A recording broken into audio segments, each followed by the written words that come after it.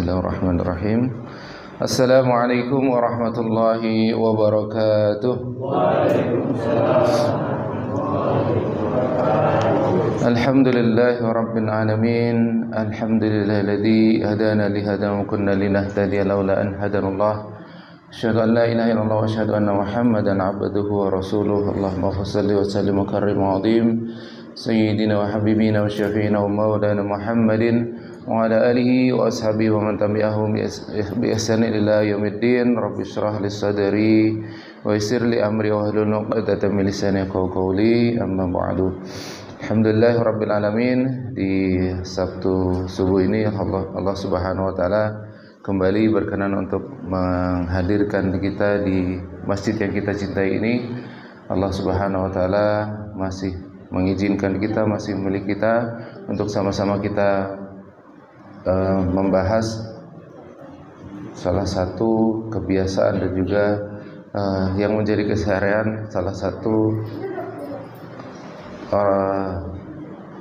umat terbaik, salah satu orang yang terbaik, uswatun hasanah bagi kita semua, yaitu Rasulullah sallallahu alaihi wasallam. Mudah-mudahan dengan hadirnya kita di majelis ini, setiap tapak langkah kaki yang kita tempuh dari rumah menuju masjid mulia ini, Allah Subhanahu wa taala catat sebagai penghapus dosa-dosa kita dan juga mempermudah jalan kita menuju surga ya Allah Subhanahu wa taala. Amin ya rabbal alamin. Salawat salam tidak lupa kita sanjungkan kepada uswatun hasanah, suri tauladan terbaik, itu baginda Rasulullah sallallahu alaihi wasallam, pada seluruh keluarga beliau, sahabat beliau, keluarga beliau, dan mudah-mudahan dengan kita membaca kitab Asy-Syamil Al-Muhammadiyah ini, insyaallah Allah Subhanahu wa taala semakin memberikan rasa cinta kita, memupuk rasa cinta kita kepada Rasulullah sallallahu alaihi wasallam, sehingga mudah-mudahan kelak kita akan bertemu, baik itu dalam mimpi maupun dalam keadaan nyata, dengan baginda Rasulullah sallallahu alaihi wasallam. Setiap tapak langkah kita, setiap kehidupan kita, dengan kita membaca ini, Allah Subhanahu wa taala mempermudah kita untuk memperbanyak sunnah-sunnah yang diajarkan Rasulullah sallallahu alaihi wasallam untuk kita laksanakan bersama, sehingga ini akan menjadi asbab Allah Subhanahu wa taala memberikan nikmat terbesar, yaitu syafaat baginda Rasulullah sallallahu alaihi wasallam di yaumil akhir nanti. Amin ya rabbal alamin. Baik, sebelumnya saya pikir ini sudah tawakufan ya Pak ya. Ternyata masih ada, masih gas terus, tapi alhamdulillah, mudah-mudahan ini yang semakin memupuk rasa cinta kita, semangat kita untuk saling saling mengingatkan, saling memperbanyak pengetahuan kita untuk sama-sama kita amalkan bagaimana keseharian Rasulullah SAW, di mana terakhir ternyata kemarin yang berbicara dengan berbicara Rasulullah SAW ini kita sudah bahas. Salah satu yang kita masih ingat adalah bagaimana Rasulullah SAW sering mengulang-ulang perkataan beliau sampai 3 kali. Kalau ada sesuatu yang ditekankan, yang harus beliau tekankan, maka beliau akan mengulang sebanyak 3 kali. Ini kebiasaan Rasulullah SAW ketika berbicara dengan para sahabat. Maka para sahabat itu dengan mudahnya untuk menghafal hadis-hadis, karena beliau SAW kalau ada hal yang apalagi yang ingin ditekankan, maka beliau mengulang sebanyak 3 kali perkataan beliau. Untuk pagi hari ini, mari kita lanjutkan dengan bab tentang cara tertawa Rasulullah sallallahu alaihi wasallam. Bab ma jaa fi dhahiki Rasulullah sallallahu alaihi wasallam. Hadis yang pertama ini dari Jabir bin Samurah radhiyallahu anhu. Beliau berkata, betis Rasulullah sallallahu alaihi wasallam kecil atau langsing. Beliau tidak tertawa kecuali sekedar tersenyum. Jika aku memandang beliau, aku berkata dalam hati, betapa hitam kedua pelupuk matanya, padahal dia tidak diberi celak.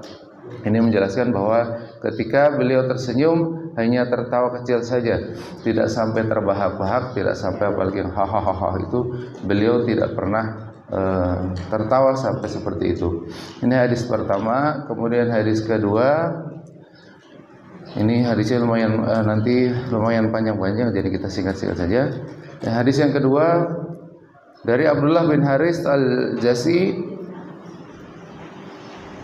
beliau, aku tidak pernah melihat seorang pun lebih banyak tersenyum daripada Rasulullah sallallahu alaihi wasallam. An Abdullah bin Harith, oh bukan, ini hadis ketiga.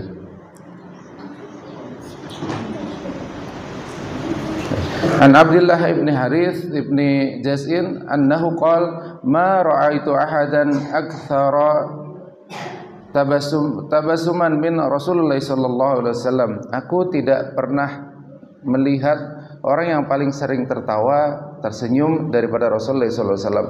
Kalau kita ingat kemarin pembahasan bahwa Rasulullah sallallahu alaihi wasallam itu sering menangis. Ini kalau beliau sedang sendiri. Kalau beliau sedang sendiri, sedang di rumah, karena beliau itu banyak mengingat kematian, banyak mengingat umatnya yang nanti akan banyak masuk neraka, naudzubillah min dzalik, maka beliau ini sering menangis. Tapi ini yang dibahas di sini adalah ketika beliau bertemu dengan para sahabat, itu beliau banyak tersenyum. Maka kalau kita di sini sunnahnya adalah kalau ketemu, apalagi kalau ketemu tetangga gitu ya, papasan, ini adalah sunnahnya kita minimal senyum. Kalau tidak bisa, tidak negor, minimal senyum.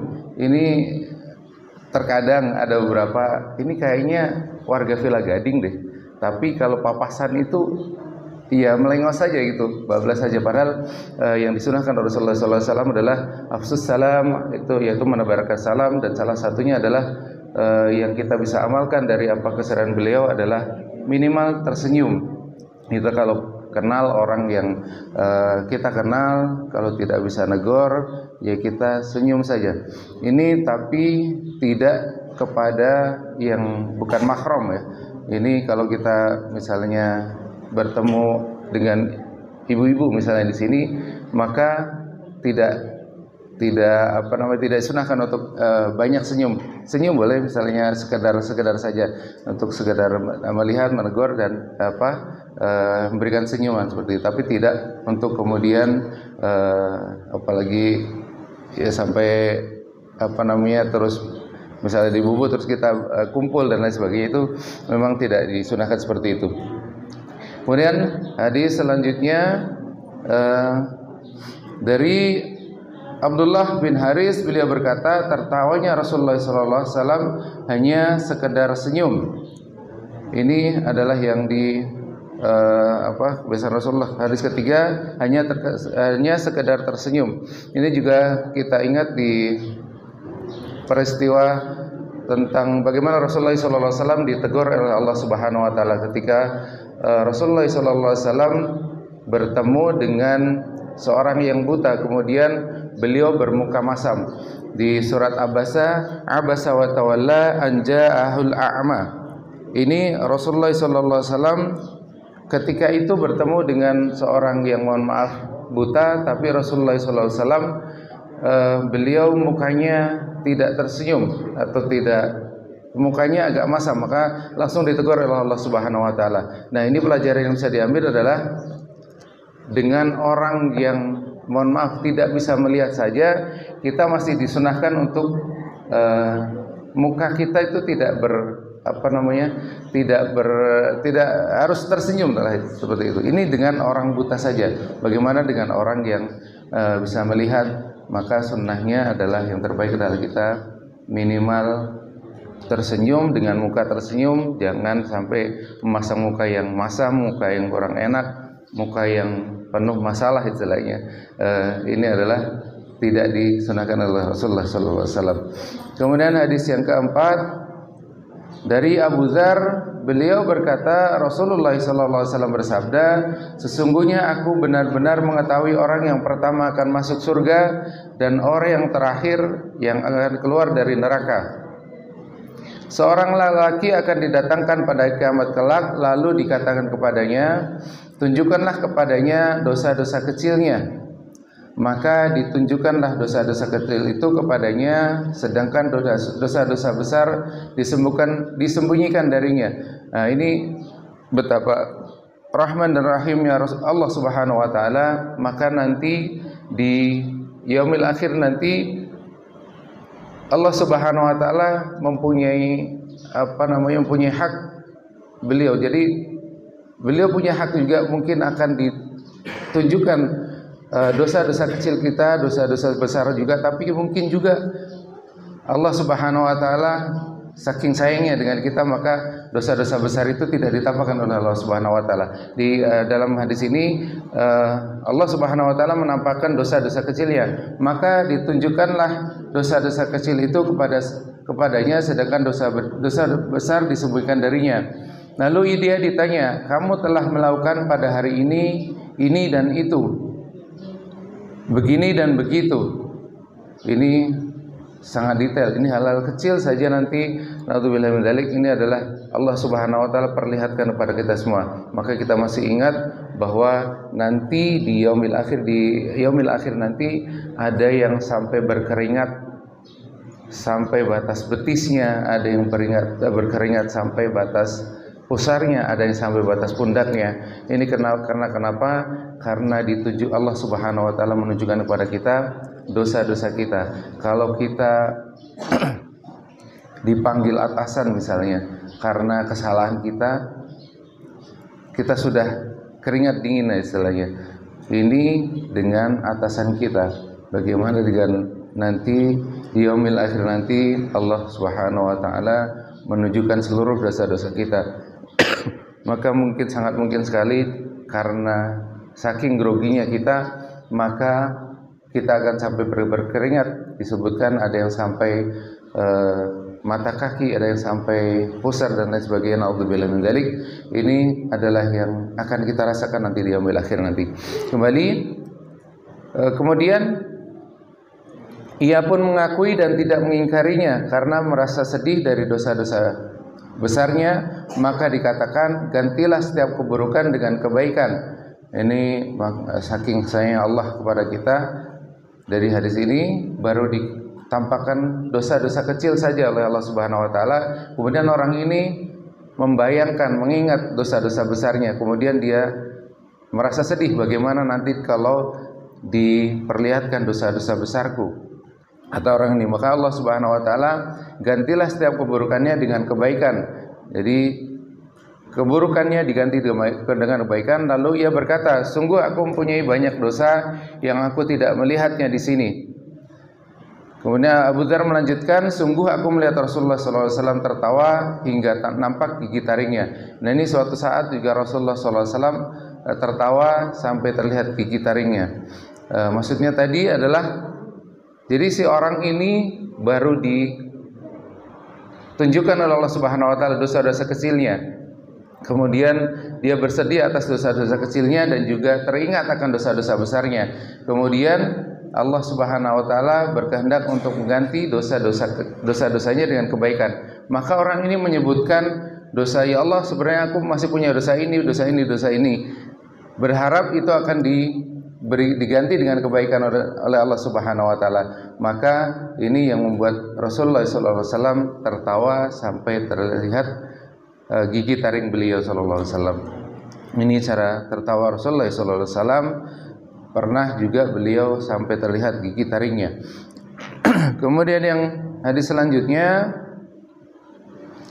dari Qais bin Abi Hazim dari Jarir bin Abdullah, beliau berkata, Rasulullah sallallahu alaihi wasallam tidak pernah menghalangiku atau masuk menemui beliau semenjak aku masuk Islam, dan beliau setiap melihatku selalu tertawa. Nah, ini adalah sunnahnya bahwa kita ketika bertemu dengan sahabat adalah dengan muka yang baik, muka yang menggembirakan, banyak sering tertawa. Lalu selanjutnya, hadis selanjutnya ini hadisnya sama kurang lebih dari Muawiyah bin Amru bercerita kepada kami, Zaidah bercerita kepada kami dari Ismail bin Khalid dari Qais dari Jarir, beliau berkata Rasulullah SAW tidak pernah menghalangiku menemui beliau dan tidak pernah melihatku semenjak aku masuk Islam kecuali dengan beliau tersenyum. Ini masih dengan hadis yang sama, isinya sama, intinya sama, tapi redaksinya sedikit berbeda. Selanjutnya Hadis selanjutnya tentang Rasulullah SAW menemui penduduk neraka yang paling akhir keluar dari neraka menuju surganya Allah Subhanahu wa taala. Dari Abdullah bin Mas'ud, beliau berkata, Rasulullah SAW bersabda, sungguh aku benar-benar mengetahui penduduk neraka yang paling akhir keluar darinya, yaitu seorang lelaki yang keluar dari neraka dengan merangkak. Ini naudzubillah, ini orang yang keluar dari neraka paling akhir, keluar dengan merangkak. Lalu dikatakan kepadanya, berjalanlah dan masuklah ke surga. Rasulullah SAW melanjutkan, ia pun berjalan untuk memasuki surga, maka ia menjumpai manusia telah menempati tempatnya masing-masing. Ia pun kembali dan berkata, wahai Rabbku, manusia penduduk surga telah menempati tempatnya masing-masing. Maka ia ditanya, apakah kamu ingat waktu kamu hidup di dunia? Ia menjawab, ya Rasulullah. Ya, kemudian Rasulullah melanjutkan, lalu dikatakan kepadanya, berangan-anganlah.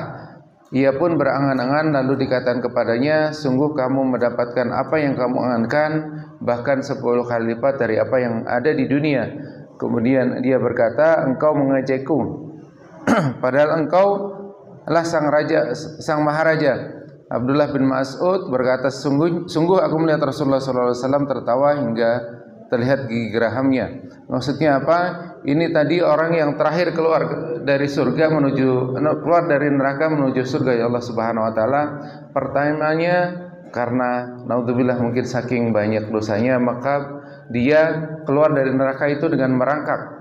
Kemudian Allah Subhanahu wa taala menyuruhnya untuk berjalan menuju surga Allah Subhanahu wa taala. Tapi kemudian dia melihat penduduk surga itu dengan berbagai banyak nikmat yang dia peroleh, penduduk surga peroleh atas imbalan yang apa yang lakukan di dunia. Maka kemudian orang yang terakhir masuk ke surga ini bertanya kepada Allah Subhanahu wa taala, wahai Rabbku, manusia telah menempati tempatnya masing-masing. Kemudian Allah Subhanahu wa taala menyuruhnya untuk mengingat hal-hal yang baik yang dia lakukan di dunia. Kemudian dia mengatakannya, dan Allah Subhanahu wa taala menggantinya dengan 10 kali lipat dengan apa yang ia lakukan di dunia. Ini orang yang terakhir masuk surga. Bagaimana dengan orang yang awal-awalnya masuk surga? Masya Allah, Allahu Akbar. Ini adalah sungguh berkali-kali nikmat yang Allah berikan dibanding apa yang dilakukan di dunia, apa yang dia bayangkan di dunia. Maka akan Allah balas minimal 10 kali lipat dengan apa yang telah dia lakukan. Kemudian hadis selanjutnya, ini naudzubillah min dzalik, mudah-mudahan kita hindarkan dari transit di neraka Allah Subhanahu wa taala, walaupun akhirnya nanti insyaallah umat muslim, umat Islam adalah semuanya masuk surga, tapi kita sama-sama berdoa mudah-mudahan Allah Subhanahu wa taala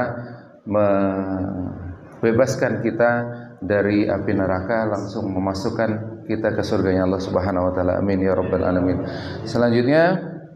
Hadis selanjutnya dari Abu Ishaq dari Ali bin Rabi'ah, beliau berkata, aku pernah melihat Ali. Suatu saat itu didatangkan kepadanya hewan tunggangan untuk dinaiki. Jadi Ali bin Rabi'ah melihat Ali akan menunggang hewan. Ketika dia meletakkan kakinya pada tumpuan hewan tunggangannya, dia membaca bismillah. Nah, ini adalah sunnah. Ini terus terang saya juga masih jarang mengamalkannya. Pertama, ini yang diajarkan oleh Ali adalah bagaimana beliau ketika baru mau naik kuda, baru menginjakkan kakinya di pelananya, kalau nggak salah apa ya, kalau itu beliau membaca bismillah. Ini juga sunnah untuk kita lakukan ketika kita mau naik motor atau naik mobil. Jadi mungkin kalau kita baru pegang stang, ini adalah yang disunnah untuk kita baca adalah bismillah. Lalu setelah beliau berada di atas punggung kuda, beliau mengucap alhamdulillah. Ini kita bisa lakukan ketika kita naik di jog. Kalau kita motor atau mobil, maka kita sunnah untuk mengucap alhamdulillah. Tadi pertama ketika kita baru mau naik itu adalah bismillah, kemudian kita sudah naik alhamdulillah. Ini adalah sunnahnya. Kemudian berdoa, Maha suci Tuhan yang telah menundukkan semua ini bagi kami, padahal kami sebelumnya tidak mampu menguasainya, dan sesungguhnya kami akan kembali kepada Tuhan kami. Dari doa yang diajarkan oleh Rasulullah yang ada di surat Zukhruf ayat ke-13. Subhanalladzi sakhkhara lana hadza wa ma kunna lahu muqrinin wa inna ila rabbina lamunqalibun. Ini adalah doa yang ketika kita sudah berada setelah mengucap alhamdulillah sebelum kita jalan, maka kita disunahkan untuk mengucapkan yang ada di surat Zukhruf. Kalau ada yang bawa handphone mungkin bisa dibuka ayat ke-13. Subhanalladzi sakhkhara lana hadza wa ma kunna lahu muqrinin wa inna ila rabbina lamunqalibun. Maha suci Tuhan yang telah menundukkan semua ini bagi kami, padahal kami sebelumnya tidak mampu menguasainya, dan sesungguhnya kami akan kembali kepada Tuhan kami. Kalau enggak hafal mungkin ya Maha suci Allah yang telah menundukkan kendaraan ini untuk kami, untuk yang sebelumnya kami tidak bisa kendara, itu tidak kami kuasai. Ini adalah sunnahnya. Tadi pertama adalah baru memegang bismillah, kemudian naik alhamdulillah, lalu dilanjutkan dengan membaca doa tadi. Nanti bisa dibuka surat Az-Zukhruf. Kemudian beliau sallallahu alaihi wasallam tertawa. Maka aku tanyakan kepadanya, karena apakah engkau tertawa wahai Amirul Mukminin? Ini mohon maaf, ini yang tertawa adalah Ali. Karena apakah engkau tertawa wahai Amirul Mukminin? Dia menjawab, aku pernah melihat Rasulullah sallallahu alaihi wasallam melakukan seperti apa yang aku lakukan. Kemudian beliau tertawa dan aku bertanya, karena apakah Anda tertawa ya Rasulullah? Beliau bersabda, sesungguhnya Rabbmu sungguh merasa kagum terhadap hambanya jika ia mengucap, ya Allah, ampunilah dosa-dosaku, karena ia tahu bahwa sesungguhnya tidak ada yang mengampuni dosa selainmu. Jadi Allah Subhanahu wa taala ini akan sangat kagum, akan sangat bangga dengan hambanya, dengan umatnya, dengan hambanya yang mengakui akan dosa-dosanya. Maka ini kalau kita habis sholat ya, jadi kalau kita berzikir, kita disunahkan menjaga istighfar itu dengan sebenar-benarnya istighfar. Jadi kita bayangkan dosa-dosa kita, kemudian kita mengakui bahwa banyak sekali dosa-dosa yang kita lakukan, termasuk dalam sholat. Kadang-kadang kalau kita sholat, yang diingat adalah bukan Allahnya. Apalagi kalau kita imam kadang-kadang ya, yang diingat bukan Allahnya, tapi kita mau baca surat apa, kemudian bacaannya nanti seperti apa, kemudian nanti ayat, kalau kita pakai Al-Quran biasanya kita mau berhenti di mana. Ini adalah hal-hal yang terkadang kita ingat ketika kita sholat. Jarang sekali kita mengingat Allah.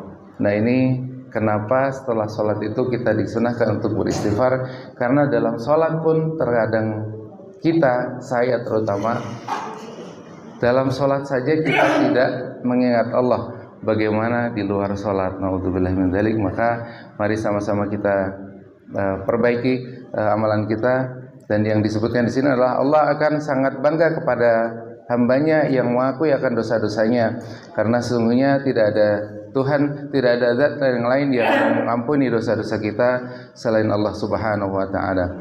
Ini adalah hadis ke-6. Hadis selanjutnya masih tentang bab tertawanya Rasulullah sallallahu alaihi wasallam. Dari Amir bin Sa'ad, beliau berkata, sungguh aku melihat Nabi sallallahu alaihi wasallam tertawa pada waktu perang Khandaq, sehingga tampak gigi gerahamnya. Nah ini disebutkan juga sampai terlihat gigi gerahamnya. Amir bin Sa'ad berkata, aku bertanya, mengapa beliau Rasulullah SAW sampai tertawa? Saat menjawab, ada seorang lelaki kafir memegang perisai saat itu bertugas sebagai pemanah. Ini Sa'ad bin Abi Waqqas nih kalau tidak salah. Kalau Sa'ad bin Abi Waqqas adalah bertugas sebagai pemanah. Lelaki kafir itu berkata, begini dan begitu, dengan perisai menutupi dahinya. Jadi orang kafir ini ketika perang Khandaq, beliau berusaha menutupi dari panah Sa'ad bin Abi Waqqas dengan perisainya. Kemudian maka Sa'ad mencabut anak panahnya, dan ketika lelaki itu menyembulkan kepalanya dari balik perisai itu, jadi nongol sebentar si orang kafir ini. Kemudian ia melepaskan anak panahnya, dan ternyata tidak meleset. Anak panahnya mengenai dahi dari lelaki itu hingga terjungkal dengan kaki ke atas. Nah, ini orang kafir itu terkena panah dari Sa'ad bin Abi Waqqas. Kemudian walaupun dia sudah menutupi kepalanya, tubuhnya dengan perisai, tapi ketika dia nongol, kemudian Sa'ad bin Abi Waqqas memanahnya dan mengenai tepat dari dahi lelaki itu hingga lelaki itu terjungkal. Maka Rasulullah SAW tertawa hingga tampak gigi gerahamnya. Aku, Amir bin Sa'ad, bertanya kepada Nabi SAW, karena apa Nabi SAW tertawa? Saat menjawab, karena saat berhasil membunuh lelaki kafir itu. Jadi terkadang memang sesuatu yang tidak lucu itu lucu juga buat untuk orang lain ya. Jadi ini Rasulullah SAW sampai tertawa sampai terlihat gigi gerahamnya ketika melihat orang kafir itu kena panahnya Sa'ad bin Abi Waqqas. 546. Ini tentang cara tertawa Rasulullah SAW. Cara tertawa saja kita bisa mengambil pahala darinya kalau kita sama-sama kita berniat tertawa kita tahan tertawa kita hanya sekedar tersenyum, kemudian pernah juga terlihat sampai gigi taringnya, pernah juga Rasulullah SAW terlihat sampai gigi gerahamnya. Tapi yang paling banyak yang dilakukan Rasulullah SAW adalah hanya tersenyum saja, tidak sampai apalagi sampai terbahak-bahak. Masih ada waktu, kita lanjutkan tentang bab cara bercandanya Rasulullah SAW. Ini lumayan banyak hadisnya, ada 6 hadis tapi panjang-panjang. Tidak apa-apa, kita singkat saja. Mudah-mudahan ini bisa kita ambil pelajaran bagaimana Rasulullah ketika Rasulullah SAW itu sedang bercanda dengan para sahabat. Yang pertama, hadis pertama,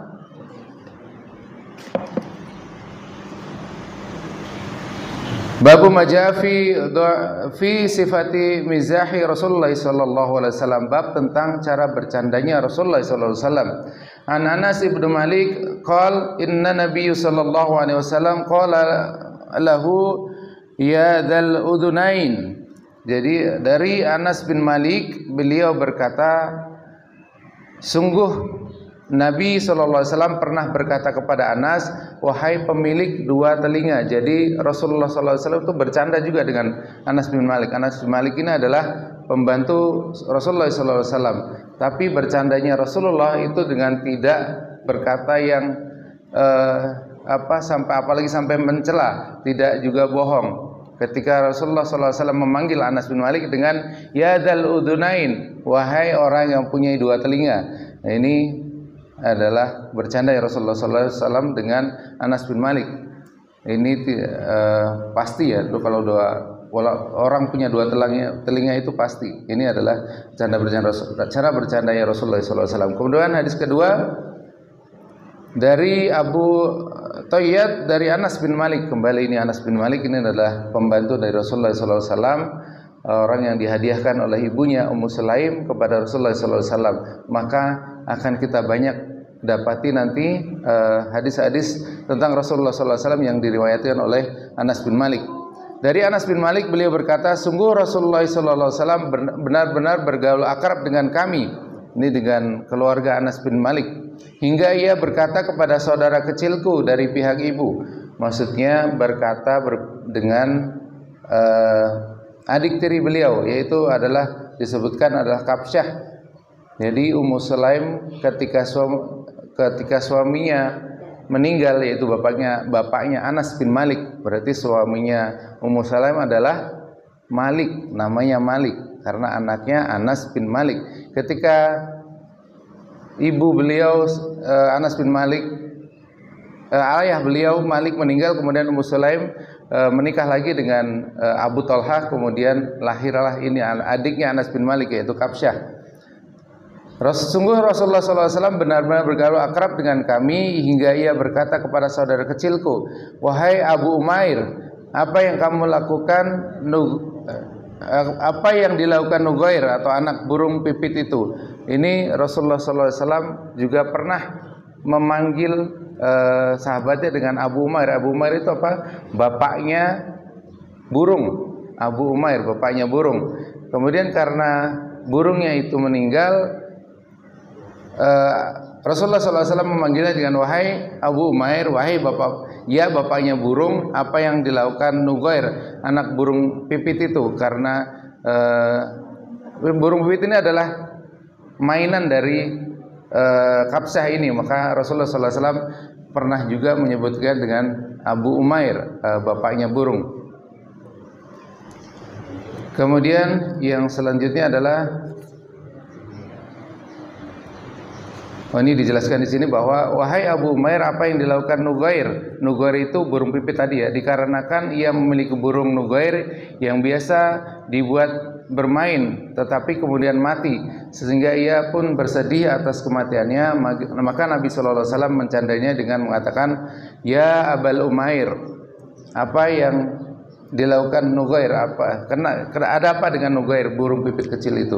Ini Rasulullah bercanda juga seperti itu, tapi tidak dengan bercandaan kita apalagi yang sampai kadang-kadang suka di grup itu ada yang suka bercanda dasar apa gitu, ada yang suka di grup itu. Nah, ini adalah tidak dicontohkan oleh Rasulullah SAW. Kalau bercanda boleh misalnya manggil orang dengan panggilan apa, tapi yang ada hubungannya dengan dia misalnya, seperti itu. Selanjutnya dari Abu Hurairah, beliau berkata, para sahabat bertanya, wahai Rasulullah, Anda selalu mencandai kami. Beliau menjawab, sungguh aku tidak berkata kecuali dengan kebenaran. Ini maksudnya bercanda Rasulullah SAW pun masih dengan tidak pernah beliau berbohong. Beliau bercanda tapi apa yang beliau katakan adalah sesuatu yang benar. Lalu selanjutnya dari Anas bin Malik, ini kembali Anas bin Malik, bahwasanya ada seorang laki-laki yang meminta kepada Rasulullah seekor binatang pengangkut. Lalu beliau berkata, aku berikan kepadamu anak unta. Laki-laki itu bertanya, wahai Rasulullah, apa yang aku bisa perbuat dengan anak unta? Beliau pun menjawab, bukankah setiap unta kecil atau besar dilahirkan oleh unta betina? Jadi ini kejadian adalah seorang sahabat yang datang kepada Rasulullah SAW. Dia ingin mengikuti perang, tapi dia tidak punya kendaraan. Kemudian beliau datang kepada Rasulullah SAW. Ya Rasulullah, aku minta seekor binatang pengangkut. Ini kalau kita kaitkan dengan sekarang. Jadi kita datang ke pemimpin, kita minta mobil karena dulu yang ada itu adalah unta. Kalau sekarang ini kita ibaratkan kita datang kepada pemimpin, kita minta mobil. Dan Masya Allah, Rasulullah itu langsung memberikannya, tapi dengan bercandaan. Ini ada buat kamu, tapi anak unta gitu. Kemudian dia menjawab, sahabat ini menjawab, ya Rasulullah, kalau anak unta buat apa? Aku buat perang, anak unta aja nggak bisa lari kencang gitu. Terus bagaimana bisa aku berperang dengan anak unta ini? Kemudian Rasulullah SAW menjawab, ini bercanda Rasulullah. Kan semua unta itu terlahir dari ibunya. Maksudnya semua unta kan terlahir pasti anak dari ibunya gitu. Jadi apa yang Rasulullah SAW berikan kepadanya bukanlah anak unta kecil, tapi unta yang sudah besar. Tapi tetap beliau bercandanya dengan anak unta, walaupun yang diberikan kepadanya adalah unta yang besar. Ini bercanda Rasulullah. Beliau bercanda tapi tidak dengan kebohongan, seperti hadis yang selanjutnya, yang sebelumnya tadi. Kemudian jam 6 kita habiskan, saya tidak apa. Yang selanjutnya Nabi dari Anas bin Malik, bahwasanya ada seorang Arab Badui namanya Zahir. Ia selalu memberi hadiah kepada Nabi SAW yang ia bawa dari pedalaman. Jadi Zahir ini sering sekali menemui Rasulullah kemudian membawa hadiah dari pedalaman. Nabi pun selalu menyiapkan sesuatu untuknya jika ia kembali pulang. Jadi Rasulullah SAW pasti membalas apa yang diberikan oleh hadiah dari para sahabat. Kita masih ingat kemarin tentang buah-buahan, bahwa bagaimana ada sahabat yang datang dengan membawa buah-buahan, kemudian dibalas oleh Rasulullah SAW dengan segepok perhiasan, segepok emas, masya Allah. Jadi ini juga ada Arab Zahir namanya, orang Arab Badui datang ke Rasulullah, kemudian Rasulullah SAW selalu membalas hadiah. Kemudian beliau bersabda, Zahir adalah orang pedalaman, kita bisa mengambil manfaat darinya, dan kita orang-orang kota, maksudnya Zahir adalah orang kampung dan kita ini orang kota. Rasulullah SAW mencintainya. Ia Zahir adalah lelaki yang tidak tampan.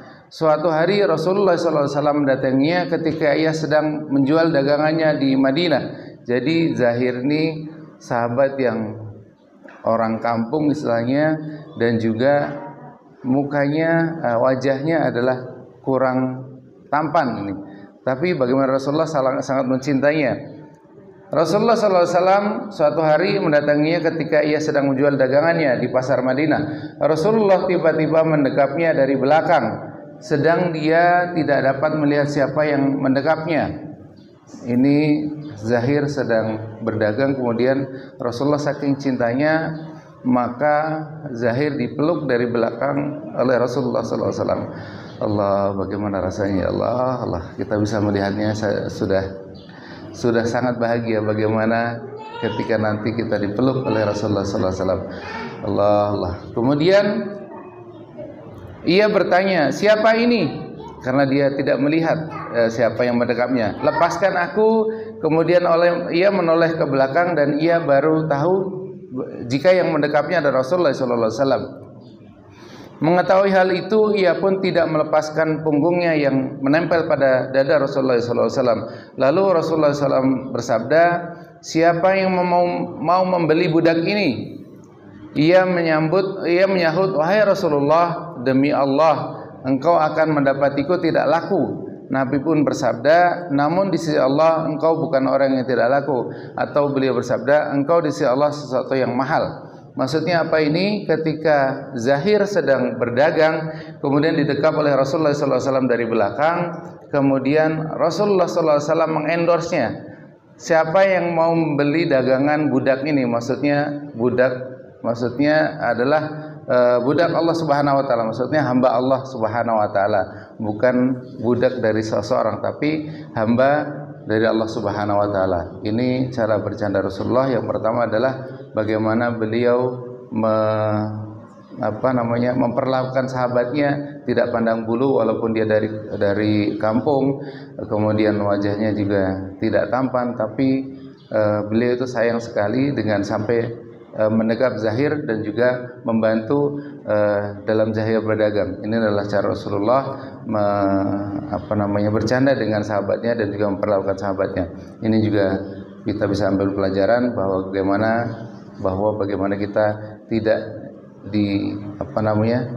diizinkan untuk kita sara kalau sekarang ya. Bagaimanapun kondisi sahabat kita harus memperlakukannya dengan baik, sama dengan sahabat-sahabatnya yang lainnya.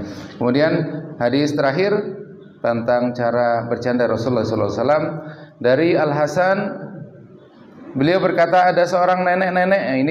Ini kisah yang sudah masyhur, bagaimana nenek-nenek bertanya, apakah saya nanti masuk ke surga. Ini disebutkan di sini. Ada seorang nenek-nenek yang datang kepada Nabi SAW, lalu beliau berkata, wahai Rasulullah, berdoalah kepada Allah agar dia memasukkanku ke surga. Lalu beliau SAW menjawab, wahai Ummu Fulan, surga itu tidak akan dimasuki oleh orang-orang yang sudah tua renta atau nenek-nenek. Kemudian Al Hasan melanjutkan, mendengar jawaban itu maka si nenek langsung berpaling dan menangis. Lalu beliau SAW bersabda kepada para sahabatnya, beritahukan kepadanya bahwa surga tidak akan dimasuki oleh dirinya dalam keadaan tua renta Karena Allah Subhanahu wa taala berfirman, kami menciptakan mereka bidadari itu secara langsung. Lalu kami jadikan mereka perawan-perawan yang penuh dengan cinta dan sebaya umurnya. Jadi ini bercanda ya Rasulullah SAW kepada seorang nenek-nenek yang meminta Rasulullah SAW untuk berdoa kepadanya untuk dia bisa masuk surga. Kemudian dicandain oleh Rasulullah, nanti di surga itu tidak ada nenek-nenek. Nenek-nenek itu tidak akan masuk surga. Maksudnya apa? Nanti kita itu semuanya, perempuan-perempuan itu, wanita-wanita itu akan dibangkitkan, dimasukkan ke surganya Allah Subhanahu wa taala dalam keadaan seperti bidadari yang muda, yang masih sebaya umurnya, masih muda. Ini dikisahkan disebutkan di surat Al-Waqiah ayat ke-35 kalau tidak salah. Kita buka ayat Waqiah ayat ke-35. Ini adalah tafsir dari kejadian ini berhubungan dengan yang sering kita baca surat Al-Waqiah ayat ke-35. Inna ansha'nahunna insya'a. Kami menciptakan mereka bidadari itu secara langsung. Faja'alnahunna abkara. Lalu kami jadikan mereka perawan-perawan. Nah ini wanita-wanita itu ketika dimasukkan ke surganya Allah Subhanahu wa taala, maka dia kembali menjadi perawan. Uruban atsraba, yang penuh dengan cinta dan sebaya umurnya. Li ashabil yamin thullatum minal awwalin wa thullatum minal akhirin. Ini adalah untuk siapa? Untuk golongan kanan, yaitu untuk golongan orang-orang yang beriman. Dihadiahkan kepada kita wanita-wanita yang akan perawan terus, yang tidak akan tua-tua. Ini adalah kepada golongan kanan, kepada golongan orang yang beriman. Jadi ini adalah cara bercanda Rasulullah SAW kepada para sahabatnya. Beliau bercanda, tapi tidak pernah bercandanya itu dengan sesuatu yang menyakiti, apalagi sampai merendahkan dan lain sebagainya. Beliau bercanda tapi dengan bercandaan yang memang tidak ada kebohongan di dalamnya. Tadi ketika beliau memberikan anak unta kepada sahabat yang ingin berperang, maksud beliau adalah unta yang besar, tapi beliau bercanda dengan anak unta. Kemudian tadi beliau bercanda dengan Anas bin Malik, menyebutkan bahwa wahai pemilik dua kuping, dua telinga. Ini adalah cara bercanda Rasulullah SAW yang kita bisa ambil pelajaran, bagaimana kita bercanda tapi tidak menyinggung, apalagi sampai merendahkan teman-teman kita, kawan-kawan kita. Ini saja yang bisa saya sampaikan bab tentang bagaimana cara bercanda ya Rasulullah SAW. Mudah-mudahan sama-sama kita bisa mengambil manfaatnya. Tadi juga yang mungkin yang paling relate untuk kita adalah yang tadi disampaikan oleh Ali, bahwa bagaimana ketika kita naik kendaraan, yang pertama adalah mengucap bismillah, baru naik bismillah, sudah naik kita duduk di jok alhamdulillah, kemudian kita berdoa. Oh ini tadi saya terlewatkan, untung saya baca lagi. Kemudian beliau setelah berdoa tadi subhanalladzi sakharana lana, yang surat Az-Zukhruf tadi, kemudian beliau membaca alhamdulillah 3 kali setelah bismillah, kemudian alhamdulillah, kemudian berdoa tadi, Maha Suci Allah yang menundukkan bagi kami semua ini yang sebelumnya kami, intinya seperti itu ya. Maha Suci Allah yang menundukkan kendaraan ini sebagaimana yang sebelumnya kami tidak bisa tundukkan. Kemudian membaca lagi alhamdulillah 3 kali, Allahu Akbar 3 kali. Ini adalah sunnah yang bisa kita amalkan ketika kita berkendara. Ini saja yang bisa saya sampaikan, kurang dan lebihnya mohon maaf. Sekalian saya mohon maaf, saya memohon ampun kepada Allah Subhanahu wa taala yang paling mungkin sangat sering di sini berbicara, padahal ilmu saya tidak ada. Saya membahas manusia yang sangat mulia, padahal saya sendiri hina dina, tapi tidak lain tidak bukan. Ini tujuan kita sama-sama untuk mengambil pelajaran, mengambil apa yang disampaikan oleh Rasulullah SAW untuk kita semakin banyak lagi melakukan sunnah-sunnah yang diajarkan oleh Rasulullah SAW, dengan berharap kita menjadi asbab kita semakin cinta kepada Allah Subhanahu wa taala, dan Allah Subhanahu wa taala pun akan semakin cinta kepada kita. Kembali saya mohon maaf jika banyak kesalahan, terlalu banyak berbicara padahal saya tidak pas, tidak mampu dan tidak pantas sebenarnya bicara di sini. Saya mohon ampun kepada Allah Subhanahu wa taala dan juga memohon maaf kepada Bapak Ibu semuanya. Insyaallah kita akan lanjutkan setelah nanti Lebaran. Mudah-mudahan Allah Subhanahu wa taala memberikan keberkahan kita di dalam bulan Sya'ban ini, memanjangkan umur kita sampai bertemu dengan bulan Ramadan, dan kita berniat kita melakukan amalan-amalan terbaik. Kita jadikan Ramadan ini Ramadan yang lebih baik dari Ramadan-Ramadan sebelumnya, dan ini masih ada kesempatan 1 minggu bagi yang mungkin masih punya hutang puasa. Mungkin setelah ibu-ibu, bapak-bapak mungkin tidak ada karena uzur syar'i tidak berpuasa, masih ada seminggu untuk kita mempersiapkan menyambut puasa. Dan yang tidak kalah penting adalah dari sekarang minimal ada sesuatu yang kita siapkan untuk berpuasa. Jadi kita memang bersemangat untuk menyambut puasa itu. Jadi minimal beli beras kayak satu wadah atau apa. Niatkan, ya Allah, ini saya ingin ini nanti buat Ramadan, atau mungkin beli beras, beli sayur, beli daging dan lain sebagainya. Niatkan ini sebagai persiapan kita menuju Ramadan, maka insya Allah Allah Subhanahu wa taala akan bangga kepada kita, orang-orang yang bahagia dengan datangnya Ramadan. Kita sambut dengan minimal atau mungkin menambah bacaan, atau mungkin semakin sering lagi membaca Al-Quran dengan niatan insyaallah nanti di Ramadan kita gaspol semakin sering banyak kita membaca Al-Quran dengan niatan kita menyambut datangnya bulan suci Ramadan. Ini aja yang bisa saya sampaikan, kurang dan lebih mohon maaf. Billahi taufiq wal hidayah wal inayah. Wassalamualaikum warahmatullahi wabarakatuh. Waalaikumsalam.